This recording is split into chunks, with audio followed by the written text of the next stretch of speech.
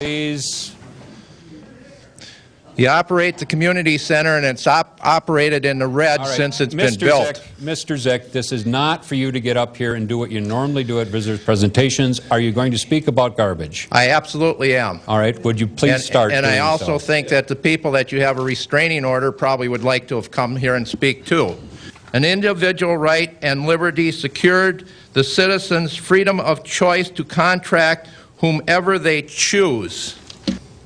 If you vote on the requiring private citizens to purchase your designated rubbish removal, you can be personally sued in federal court, and the League of Minnesota Cities cannot defend you. My question is, are you going to now put a restraining order against me? Yes, let's put that on the wish list. Yes. Yeah, put it on there.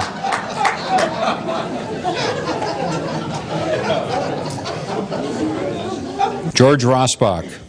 It's interesting that I should be here tonight to speak in opposition to the plan, because 15 years ago, plus or minus, I sat right where you were with the same idea in mind. But as is tonight, there were so many people that opposed to it that we ended up dropping the project. My fears are a few in terms of what I have now as to what I might get. It is true that there will be less trucks on the road 1 day a week in a given area. Of course, other days of the week they don't haul in your area, but that is a plus.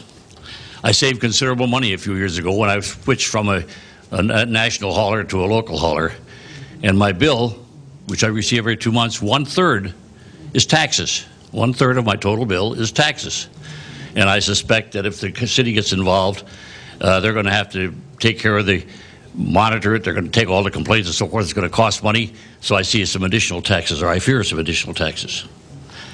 My present hauler, if I go on vacation or go down south in the wintertime for 6 weeks, 2 months, I call them up, and I do not pay for that period of time. I think that should be on the wish list. Secondly, they pick up my Christmas trees for free. That should be on the wish list. Of course, I have the option to change. I'm very happy with my hauler, but if I weren't, I do have the option to change, which you've already covered. So I kind of have an attitude of, it ain't broke, don't fix it. The people of Maplewood are bright enough. Well, we're going to interrupt this as we play. Of course, that was one of five's uncle, George Rossbach, former appointed mayor, against it. But you notice how he mentioned that 1/3 of your rubbish hauling bill now is taxes. Well, if the city gets involved in this, they're going to have to put administrative fees on this whole system. They're going to have somebody in the bureaucracy, put somebody, maybe 2 or 3, in charge of overseeing this project. The haulers are no longer answerable to you as the customer. The customer now becomes the city, and as such, you have a problem with your hauler. Now, if you have a problem, you call the hauler up and you say, either you fix it or tomorrow I'm going to have a different hauler over here. You get to city and they're going to have give out a 3, 4, 5-year contract to a given hauler. First of all, it's going to drive the little haulers out of business. So now where's the competition from free markets and capitalism? And so it puts the whole system out of whack. And so you have a problem. You have to call up the city and deal with a bureaucrat. Unbelievable. You know, there was one thing in that first piece where somebody asked, Rossbach said, we can't hear out here. And we have more phone calls. I know we're going to get a lot of phone calls on this tonight. And he says, well, you can hear me because I talk louder. No, why wasn't he honest and say, and tell people that, oh, by the way, I'm wearing a wireless mic that you don't see, but I could tell, I could see the little bud. And, you know, the people in the back couldn't hear, and it is a bad sound system. And we've said something before, and really, when they go through $80 million in debt and $40 million in an annual budget, and they can't have a halfway reasonable sound system up there, it's unbelievable. All right, and you know, the comment about restraining orders, that's true too. When people are up there calling out their government, what does Kathy Juniman and the city do? Put restraining orders against them. This isn't the first time, and I'm sure it's not going to be the last time that they do this. And there's no penalty for these people, even though the judge tells them you can't do this. You got to answer to the people. They still turn around and do it again. Let's take the call. Caller, are you with us? Question or comment, and then we're going to play some more. We got a lot of clips for you tonight. Caller, are you with us? I'm here. Question or comment? Comment. Go ahead. Well, since when is Mr. Rosbach or the council worried about the cost, or they're going to save us some money? that is really a joke. No, I mean, everything is jacking up our taxes. They tax this, they tax that, they fee this, they fee that, and they're worried about saving us a few bucks on this so-called single pickup. Well, they already said they want to raise your property taxes 5% for the city portion. County's going to go 2.7%, and so you know, and then they keep putting out that red herring about, well, the streets, you know, this really wrecks the streets. Well, you know, the street that's by me, I counted the number of semis that go over it, City Street, loaded with gravel and sand, probably 50 a day. Street's been that way since it was built to accommodate it. So, you know, the other thing is, if you got to get the traffic off the street to keep the streets from wearing out, and of course you're going to hear some testimony about the fact that what's hard on the street is Mother Nature, the freeze-thaw of winter, the salt, the snow plows with the big loads of sand and 2-ton plow blades on them. And, you know, so the issue becomes, if you want to get the traffic off and save the streets, my suggestion is, you know, let's help all these obese children and get the school buses off the street, save the school district that they were talking about on the show before. What does St. Paul spend? $30–40 million a year on busing. I suppose Maplewood, North St. Paul, $10–15 million. You know, wouldn't our kids be a lot healthier? And when's the last time? How often is a garbage truck impeding you? I know when I drive around, I'm always up against school buses. So if we really want to help our children and the education system and save our streets, let's start a movement to get the school buses off the street.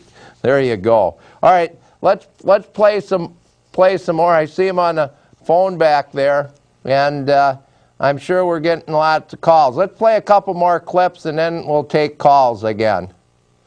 Here we go. Make their own decision, I believe. I don't believe it's the city's place, government's place, to tell me who my trash hauler should be. What's next? Are they going to tell me this, that, or the other thing? It's the city's place to supply me with services I can't give myself. Individual choice. My choice is worth it to me. I am willing to pay extra cost to have that. Okay, so I want to ask you to break that habit. This is not a meeting where we applaud and we boo. If there are people you can boo me all you want, but it's unfair to your neighbors if there are a lot of people here on one side of the issue. It intimidates the other people. And so I'm asking you to be fair to your neighbors. What is the city of Maplewood going to make off this? The same as our NSP bill, if you notice that $3 surcharge for lights? We're not doing it for the goodness of our hearts. The city of Maplewood's going to make something out of this deal. I don't need you to tell me who my trash company is. If next thing is going to be is what paperboy I'm going to be able to have, and whether Pizza Hut can come down my street. Stay out of the citizens' business. We elected you. We can unelect you all in upcoming little elections we have. So I advise you to stay out of our business. Look at the beautiful project you did in our neighborhood on English and Frost, that big project that you wasted $500,000 on research, and what did I get out of it? Nothing. And now you're going to tackle our trash problem. No, let's get it unified. Let's have one hauler for Maplewood, and let's hope he goes on strike. Then what are we going to do? Nothing. Don't waste our time or our money. You're supposed to be working for us. I know I've heard the EPA suggested this, and it's the same thing I said to you on the phone. If the EPA tells you you need to be on the High Street Bridge at noon this Saturday, please be there. We want to do what they tell us to do. Keep the government, don't make choices for us. We didn't ask you to do this. Be respectful of us. I know when I went in the U.S. Armed Services, nobody asked me to do it. It was a choice I made. So don't inflict what you think is right for us on the people of Maplewood. Ken Smart. Probably falls under the category, and I'm going to put this bluntly, probably just don't trust you. And I really think it comes down to that.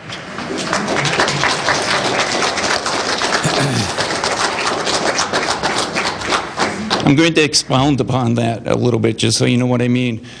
Those residents of us who have watched the city council meetings for the last year now can really see the condescending attitude on the part of a lot of the council members here towards the citizens. We dislike it. We deserve better, and we want better respect. You want respect as mayor and city council members. There's absolutely every reason we should have respect as citizens when we come before you. And we don't need you to stand up here and tell us, oh, we're going to have a 2-minute time limit, or we're going to have a 9:30 curfew when you're asking for our input. That is not respectful. And I'm just going to talk a little bit more about the issues of trust. One has come up a little bit on the terms of cost. If you really were concerned about cost, you would not have raised our taxes for the last 2 years or proposed another 5% tax increase this year. You've cost the residents far more in tax increases than you would ever save in a negotiated, organized trash hauling system in this city. Second of all, we already pay fees for recycling. And what did we hear when you had the recycling hearings? What we heard is that there's, I'm going to put this in quotes, healthy fund balance. Not exactly sure how much healthy is, since nobody cared to ask that last Monday night when they came up. But all that means is that we as residents have been overcharged for recycling services for the past number of years. And what did I hear? That, oh, we're going to have to look at an increase for recycling. Why? Not because we don't have a fund balance, but because we're afraid the fund balance is going to go down. Heaven forbid the city would have less money to control. And another thing that, quite honestly, I don't think we trust you, is with the service. Right now, if I am dissatisfied with my trash hauler, I pick up the phone, I can fire him tomorrow, and I'll pick a new one. And come on, we're talking trash hauling. Do we really need the city involvement in telling us how to do trash hauling? I think the city has larger issues than that. But other than that, I think it really comes down to we really don't trust the 5 of you up here. I'd just like to really encourage you to stop this process. I don't really think it's going to be a value add to the city. Well, we're going to keep putting in comments here. And this business about the city generating revenue, that was actually in one of the statements that one of 5, Rossbach, said. That one of the pros to doing this is it can be a stream of revenue for the city. So do you want the city to generate additional revenue beyond the 5% tax increase that they're going to put against you?